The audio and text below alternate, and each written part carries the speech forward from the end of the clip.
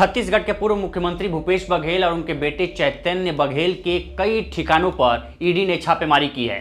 इस छापेमारी को लेकर अब कई सवाल उठने लगे हैं। कांग्रेस नेता पवन खेड़ा ने कहा कि आज से संसद का सदन चल रहा है और इसी वक्त भूपेश बघेल के और उनके बेटे के ठिकानों पर ईडी रेड बताती है कि चौतरफा घिरी बीजेपी मुद्दों से ध्यान भटकाने के लिए ऐसे केस में छापेमारी करने पहुंची है जिसका कोई सिर पैर ही नहीं है। सुबह से आज 6:30 बजे से भिलाई में भूपेश बघेल जी के यहाँ ईडी की रेड हो रही है। कोई हैरानी की बात नहीं है, विपक्ष के यहाँ ईडी को ही भेजने का एक परंपरा भारतीय जनता पार्टी ने शुरू कर रखी है। यह रेड किस केस में है किसी को नहीं मालूम, क्यों हो रही है नहीं मालूम। आज से कुछ दिनों पहले कोर्ट ने सीबीआई का एक केस जो बघेल साहब के खिलाफ था उसको खारिज कर दिया था।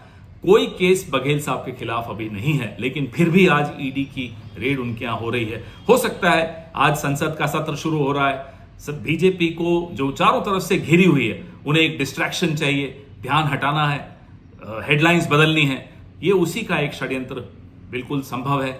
यह भी हो सकता है कि क्योंकि भूपेश बघेल जी अब पंजाब में अपनी राजनीतिक गतिविधियां शुरू कर रहे हैं, प्रभारी बने हैं, तो उनको वहां डिस्टर्ब करने की कोशिश की जा रही हो। जो भी हो, भारतीय जनता पार्टी का एक अंग बनकर आज ईडी जिस तरह के काम कर रही है ये भूला नहीं जाएगा, हम भी याद रखेंगे। ईडी की कार्रवाई पर खुद भूपेश बघेल ने ट्वीट कर कहा है कि ईडी झूठे केस की जांच के लिए उनके भिलाई निवास पहुंची है। 7 सालों से चल रहे झूठे केस को कोर्ट तक ने बर्खास्त कर दिया है। अगर इस साजिश के जरिए कोई पंजाब में कांग्रेस को रोकने की कोशिश कर रहा है तो ये महज एक गलतफहमी है। बताया जा रहा है कि ईडी की ये छापेमारी छत्तीसगढ़ के कथित शराब घोटाले के सिलसिले में की जा रही है, जिसमें आरोप है कि 2000 करोड़ से ज़्यादा के घोटाले हुए हैं शराब घोटाले में। ईडी ने चैतन्य बघेल के ठिकानों सहित छत्तीसगढ़ में 14 लोकेशन पर सर्च ऑपरेशन चलाया है। ईडी के मुताबिक जांच के दौरान एजेंसी को ऐसे सबूत मिले हैं जिनका संबंध भूपेश बघेल के बेटे चैतन्य बघेल से है। एजेंसी ने मौजूदा सबूतों को तलाशी का आधार बताया है। ईडी की जांच में सीनियर ब्यूरोक्रेट्स, राजनेताओं और आबकारी विभाग के अधिकारियों से जुड़े एक नेटवर्क का भी पता चला है। भूपेश बघेल पर ईडी की कार्रवाई को कांग्रेस नेता मणिकम टैगोर ने राजनीति से प्रेरित बताया और ईडी को बीजेपी का पालतू कुत्ता बताया। We all know that ED has become the pet dog of Mr. Modi and Amit Shah, and they can send that dog to anywhere they want. And Mr. Bhupesh Baghel has been a strong leader for Congress, and he has fought these kind of battles. And the Congress party stands with him, and we people of Chhattisgarh stands with him.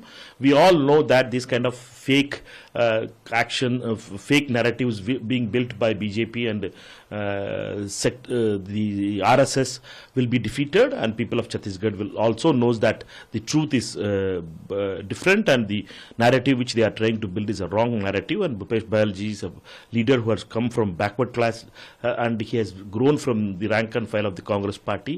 He has seen all the difficulties in the people of Chhattisgarh, and he has solved many of their problems, and he has stood with the people of Chhattisgarh. For that, the BJP is punishing him. India today की report के मुताबिक इस syndicate पर एक समानांतर आबकारी प्रणाली संचालित करने का आरोप है, जिसमें बिना सही डॉक्यूमेंट्स के सरकारी दुकानों के जरिए बेहिसाब शराब बेची गई। इससे छत्तीसगढ़ को राजस्व का काफी नुकसान हुआ। ये नुकसान 2000 करोड़ से ज्यादा का बताया जा रहा है।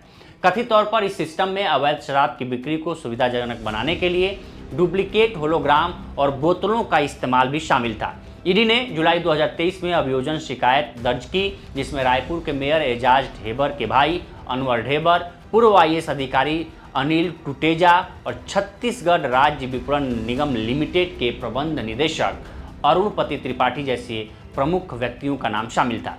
एजेंसी ने दावा किया था कि इन लोगों ने ही घोटाले को अंजाम देने में अहम भूमिका निभाई थी, जिसमें खरीद प्रक्रियाओं में हेरफेर करना और चुनिंदा शराब निर्माताओं से कमीशन लेना शामिल था।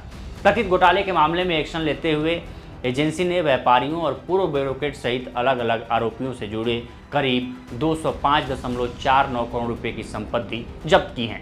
इन संपत्तियों में चल और अचल दोनों शामिल है। इस मामले में पूर्व आबकारी मंत्री कवासी लखमा की गिरफ्तारी भी हो चुकी है। लखमा पर घोटाले से 72 करोड़ रुपए हासिल करने का आरोप है। बता दें, भूपेश बघेल को कांग्रेस ने हाल ही में पंजाब का प्रभार सौंपा था। बघेल को प्रियंका और राहुल गांधी का करीबी माना जाता है। राजनीति के जानकारों का मानना है कि कांग्रेस ने बघेल को जहां भी जिम्मेदारी सौंपी वो कांग्रेस को सफल बनाने में कामयाब रहे।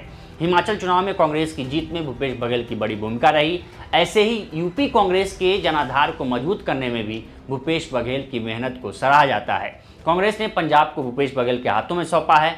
माना जा रहा है कि 2027 के चुनाव में कांग्रेस की पंजाब में वापसी हो सकती है, लेकिन उससे पहले ही भूपेश बघेल को घेरने की कोशिश की जा रही है, जिसकी तरफ खुद भूपेश बघेल ने इशारा किया है। उन्होंने ट्वीट भी किया है कि अगर इस साजिश के जरिए कोई पंजाब में कांग्रेस को रोकने की कोशिश कर रहा है तो यह एक महज गलत फहमी है।